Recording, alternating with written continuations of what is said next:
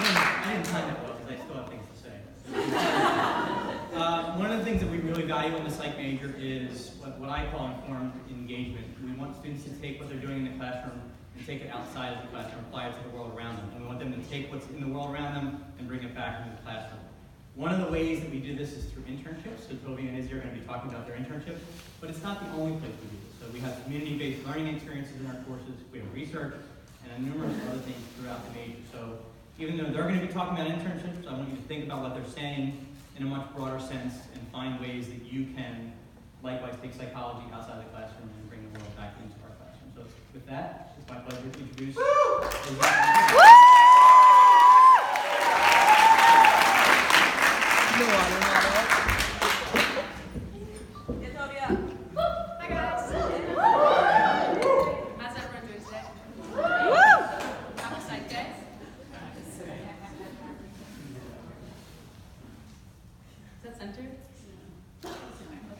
Can y'all hear us? Yeah. In the back? Good? You don't need a microphone? Nah, okay, awesome.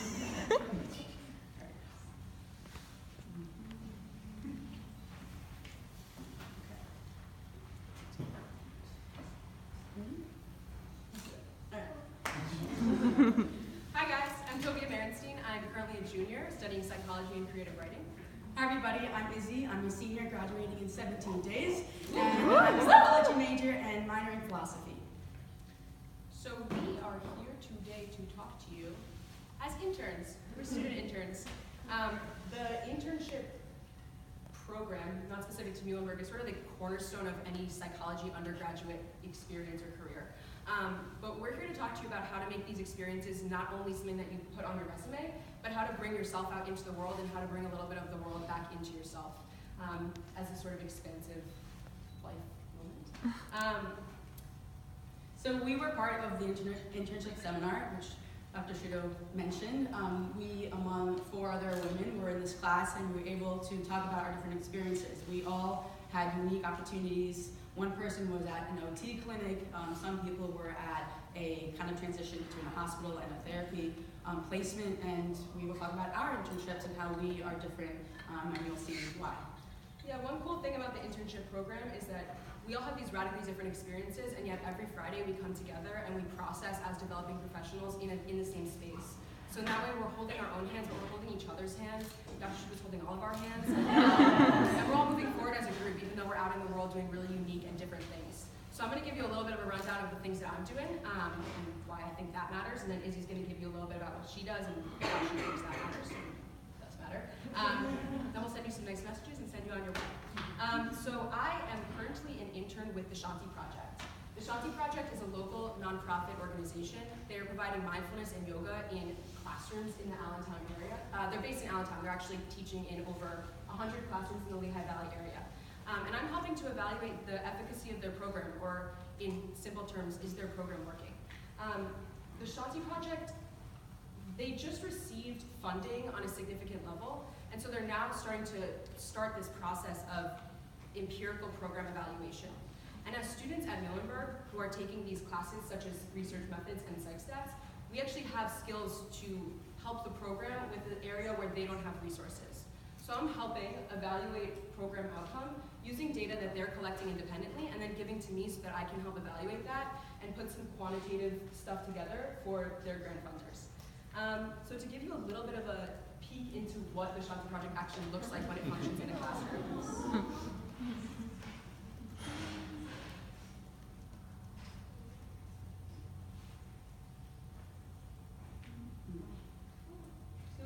We have no audio right now, but that's Brooke. She's the head of in-class mindfulness, and I've worked closely with her and program director Denise over the past year. My relationship with the Shanti Project actually began through Muhlenberg.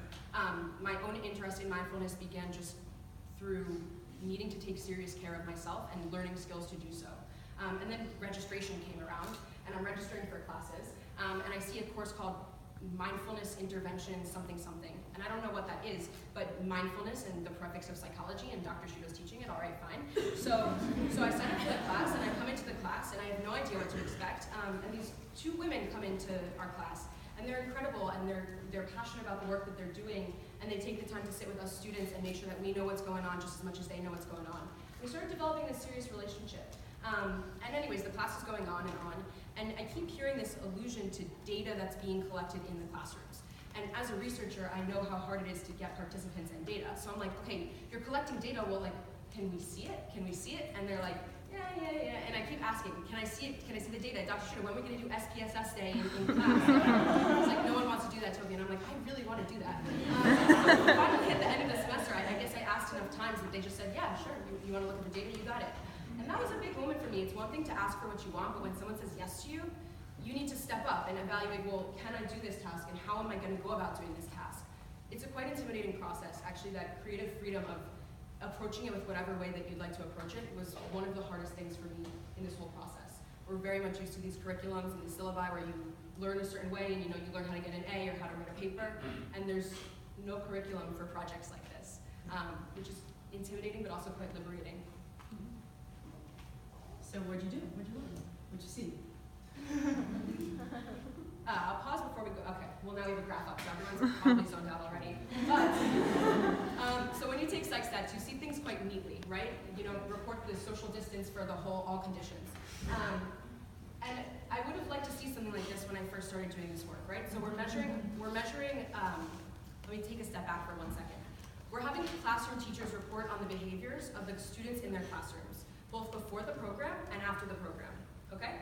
And then we're not only looking at how those scores are comparing to themselves, but how are the classrooms differing between each other, okay? So here we have 4 lines, each representing a single classroom. You can think of these maybe as conditions if you took methods or stat. And this is what I would have liked to see. This is actually fake data. But you see here in psych stats, everything is significant and all trending in the right direction. We're measuring hyperactivity, so a decrease in hyperactivity with natural breath work and stuff like that is super cool. But this is not what I found. Which is ideal, but not what you found. It's ideal, but it's clean and it's neat, and the problem with this is that it's not messy, and life is messy. Real data is messy. And so what I found ended up being quite much more meaningful. There we go. I'll show you what I actually found. So here's what we see. And I didn't understand any of this until about a week ago. Me and Dr. Shudo met with Brooke and Denise, and we whited out all of the names of who these classrooms represent. And we said to the women, you guys were teaching in these classrooms, you know who the teachers are. Can you guys make inferences about who is represented by which line? And they guessed right every single time. And we said, well, that's great, but can you tell us why you thought these things? What was this based off of? And they said, okay, well, I see the gray classroom's not really moving a lot. And I remember that teacher wasn't so engaged with the program.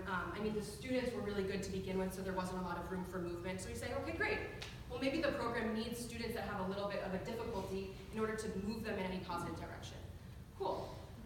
What's going on with that blue classroom? Well, in this graph, it's not doing much, but in a lot of the other classrooms, the behavioral difficulties were actually getting worse. So you say, well, why do you think that was that teacher? They say, well, she was just not really engaged with the program. Sometimes she would hush her students. She was sometimes interrupting us, and we say, great. There's a relationship between, we see there might be a relationship, we have to investigate the relationship between the classroom teacher and the way the program is being taught. If the classroom teacher is interrupting the program instead of sitting along with it and doing it with the students, it may not be as effective. And then we see positive changes in the orange and the red classroom. And I said to the Brooke and Denise, I said, so what do you guys think is going on there? And they said, I think those teachers were really engaged with the program and were using the resources we were giving them even when we weren't in the classroom. So they were continuing to practice these mindfulness skills with their students outside of the time dedicated to the Shanti program. So we said, great, maybe using mindfulness outside of the context of just within the intervention is really crucial in program efficacy and how it's affecting these students. So from these sort of inferences, which were messy to me until I started talking to the people that were actually teaching it and trying to quantify qualitative data, you start to see meaningful differences between classrooms, and that the messiness is actually painting a quite neat picture of what the true messiness is in the classroom, for lack of better terms than just saying messiness. Yeah, this is really cool. I will also say that the work that I'm doing is helping kids that need help get the help that they need. The work that I'm doing is helping to continue to provide a program for kids that are enjoying it and that like it, and you saw in that video, that are engaging with it. It's an incredible opportunity. I feel very humbled by the work I'm teaching. So it's a little hard to transition from how does this data and what you just talked about in mindfulness relate to my internship. Well, you're going to see it's radically different. And to kind of just show you, this is a Google Earth map of where I travel to twice a week. I drive 45 minutes there and back, go through 2 tolls. Sorry, Dad, for the payment. But this is what it looks like. And this is my internship, and it's called Youth Services Agency. So what it is, well, first of all, it looks kind of scary, a little bit daunting, but don't worry, it totally is. You have to drive through a lot of trees, a lot of woods just to park my car. But that's what it looks like. And to kind of go a bit further, this is just to kind of describe what it is. So it's a therapeutic rehabilitation residential camp, and it's not a boot camp. It used to be, thank God, but it changed about 20 years ago. And all the kids who are there are aged between 13 to 20, and they're all court-ordered. So that means that these kids, got caught or whatever it may be, but they are there based on a court. And I actually got to visit a court case at the end of this girl's case, and she was there actually a long period of time. They're about there for 30 to 60, 90 days, but this girl was there for 9 months. So I was able to see her actually leaving the program, which was really exciting, and to see her kind of go back into society, which is really awesome. But these kids mainly deal with behavioral issues, trauma, or substance abuse issues, or truancy, meaning that they skip school, or they have relational difficulties with their families or friends at home. So just to kind of show you the mission statement, I'll just read it to you. So for YSA's mission statement, it says to empower youth facing adversity and trauma by providing innovative academic, therapeutic, and adventure programming in a rustic outdoor environment in a way that prioritizes values and strengthens relationships. So what do I do as an intern? Well, this is some pictures. So this is a nice welcome sign as you drive your car. And you can kind of see, those are some cabins. So my office was in a cabin, and my office was actually behind those. Those are some libraries, but it's about 400-acre camp in the woods of Jim Thorpe, Pennsylvania. And I was able to work with the clinical team, with the three therapists who were there. And I was able to help with the drug and alcohol classes as well as the anger management classes, and I helped facilitate them. But before I could even get to meet the kids, I had 25 hours of training, just like any other worker there, but I wasn't paid for it. I voluntarily did it, and it was a lot of hours. It was online, and I was on site, and I just wanted to give you an example of something which I learned. I did CPR training, first aid training, and all those, necessities, but I also did something called managing aggressive behavior.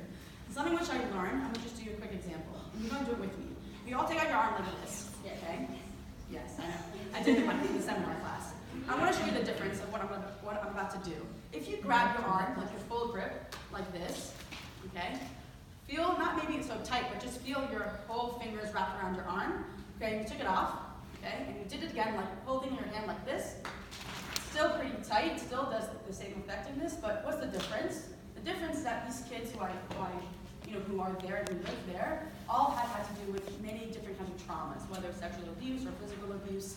And this grip could be a trigger. We never know. So in training, you're taught to just be aware and just to be cognizant of it. So my class was so obsessed with it. Dr. Trudeau also was. And he loved it. He thought this idea was so empowering because a simple touch can really affect someone's life. And you never know until you do it really. So you want to try and prevent that. So that was one thing which I learned in my training. So that was the grip. Cool. So as Sylvia said, it's a bit hard to kind of what you learn in the classroom and what you learn out of it and how do you kind of find this nice intermixing. Well, this is something which I've learned in high school. I learned it for a paper I did junior year, but I also have like a foundation through my major of all 4 years of psychology. So what this is Abraham Maslow's hierarchy of needs. What he basically said is that human beings are motivated by their basic needs. And you can't get to the highest level of need without fulfilling each level of need. So the basic needs that we all need is your physiological needs, such as food, water, shelter, etc. And then your safety needs, and it goes along the list. And something which I realized is beyond the classroom, how do I connect this picture graph, or chart, pyramid, to the kids at my internship? So what in my 4 months on my internship, I noticed something. I noticed that these kids, they lack something, that they lack love and belongingness. They're given the food, they're given the shelter at the program, but thrive as individuals? Well, clearly because they're there for a reason, whether it's a court order or drugs, or some of these kids on a daily basis take meth and they think it's normal for a 14-year-old. Not my normalcy as a 14-year-old, but for them it was. And something that I learned was this, that they were really lacking the sense of love and belongingness. And I want to share a quick story with you. This past Monday was my last day of internship, and it was actually the most profound day that I experienced. So usually in the past, when I was this nervous, shy intern, I sat in the back of the cabin where all the other kids come in for the anger management, and I took my notes in the back in the chair. One day when Christina, who's the therapist, said to me, "Oh, Izzy, come and help me in the front." Okay, so I put my notebook down and I walked to the front, and one of the boys says, "Oh, you're an upgrade!" So I started to help lead the classes. They're about 45 minutes long, and there are different curriculums for the anger management and drug and alcohol classes. But for this one in particular on Monday, it was the girls group, there were about 5 of them, ranging from 14 years to 16 years old, and Christina was talking to them about triggers, about anger triggers and cues, and she wanted them to ask and to think about certain scenarios which they learned, or they can think about in their lives that was something that triggered them to get angry, to feel angry, and for them to acknowledge what those feelings feel like, and to kind of think of a solution for them, like a coping skill that they can learn to not get angry and to not, lash out. So I've seen 2 fist fights there, and it's not pretty. So what happened? So on Monday, it was really cool. So usually they walk in and the chairs are set up in a semicircle facing this whiteboard. And they usually come in, they kind of own the place, they move their chairs, sit in the back, they lean against the wall, the classic cool student would do in a classroom. But Christina told me before this day, "Oh, Izzy, because it's your last day, how about you plan a game?" Okay, so I quickly Googled anger management class games. Nothing really comes up. So I said, okay, what can I do?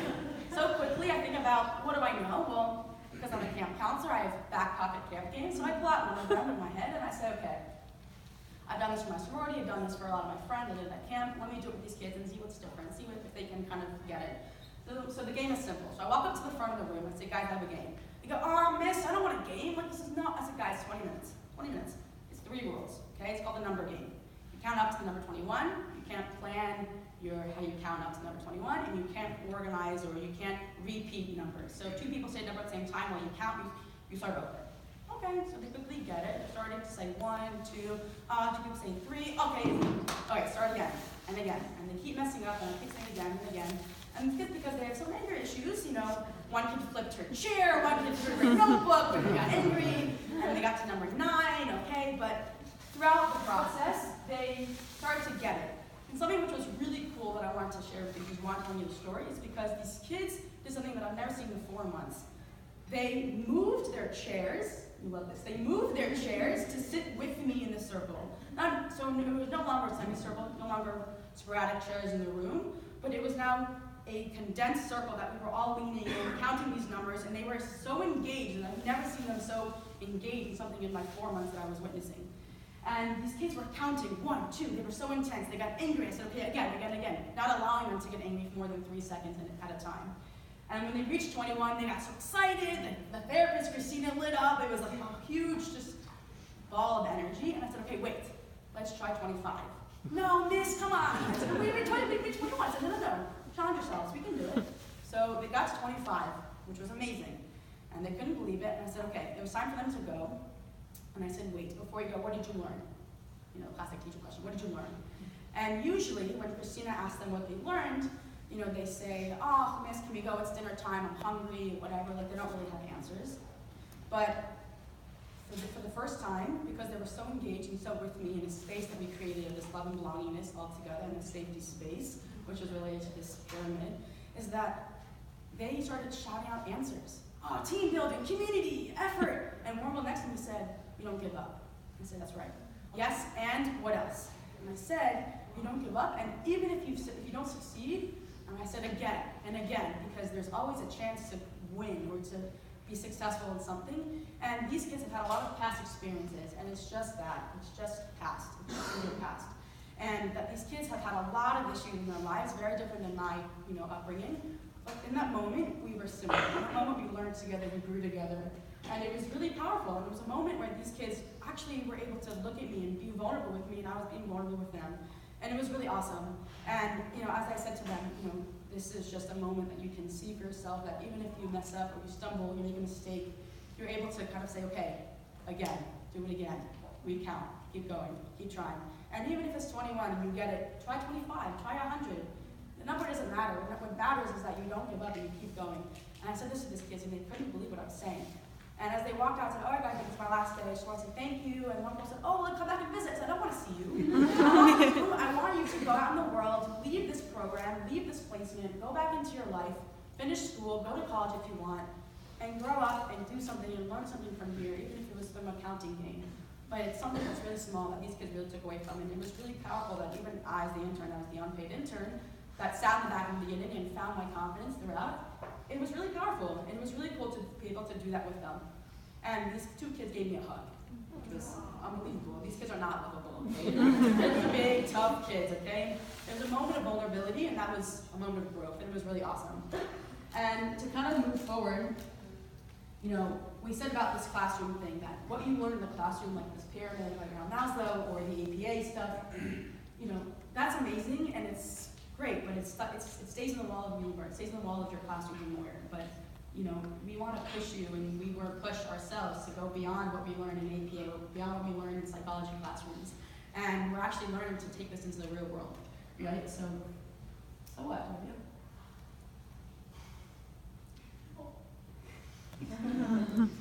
We decided to call this program Boundaryless Experiences. And what do we mean by boundaryless experience? As you just touched on it, an experience that goes beyond the walls of the classroom, that takes everything that you learned in the classroom to do, but that then keeps pushing. And that will take everything that you learned to bring back with you into the classroom too, if you choose to keep going to the classroom. So we challenge you guys today to go out into the world and create these boundaryless experiences, because the internship program provided us with that opportunity, but it's just one of hundreds. Muhlenberg has these opportunities, and the world has these opportunities, that if you show up with yourself, ready to do the work that you know that you want to do, and you show up and you be vulnerable and you lean into that fear, the world will meet you there. And it's beautiful. She followed her passion in meditation, right? From 2.5 years ago, she did this for herself, right? She followed in her passion of finding this class in Shudo, which might have been a mistake, but she realized it was good. And then she said, okay, how do I find this passion? My love for, for meditation, my love for psychology, for APA, which is only in her mind, she loves APA. But she found this internship through the class and said, I want more. And what are you doing after this? She's doing her thesis on this. Unbelievable. And after thesis, what's the goal? Maybe she'll work for me. Okay? So something that you can't do in a curriculum or on a syllabus is you follow your passion, and it leads you to something that you may not know before. And it's messy. The data was messy. My first guy, before I went, I said to Shudo, these people work there, like they're from prisons, like they worked in prison. How do I match that? And they're like, no, try it. You never know. I did my interview there, and I got dressed up, wore my nice pants, my nice shirt, and I walk in, and there's all these workers over there, and they're in like these rugged, like boots, snow boots and flannels, and I'm like in this nice, shirt. And they look at me and like, who's this girl from? She can't be here. So then I changed, and then I realized I kind of fit in. And actually, through the fear and through the vulnerability, and through these passions, and you kept pushing forward, right? So as Sophia said, we call this boundless experiences, and we want to encourage you to realize, to acknowledge a boundary which you have, and say, how can you make it boundaryless? How can you push the lines to be a bit further, And this is your work. This was her work. She took this work from the computer and worked with Shudo and to try and, kind of make sense of the messiness. And I worked with these kids who were tough at first and who seemed really vulnerable with me, but they realized, like, I'm just another one in the room who can actually push them, and we can be pushed together. And, it was really exciting. We want to take a moment to say thank you for all of you guys here listening to us, but also for learning alongside of us and encouraging us to keep learning and asking our questions. And thank you to all the faculty that have continued to hold our hands and let us make them a little bit sometimes. And for this opportunity, and Muhlenberg for